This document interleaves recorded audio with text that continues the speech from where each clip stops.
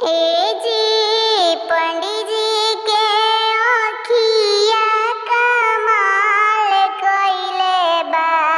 ए जी पंडित जी के अखिया कमाल कइले बा।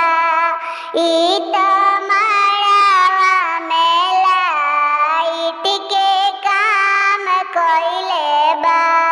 ई त अंगना में लाइट के काम कइले बा।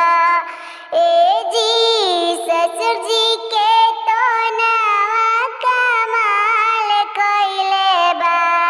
ई त मड़वा में ढोलक के काम कइले बा।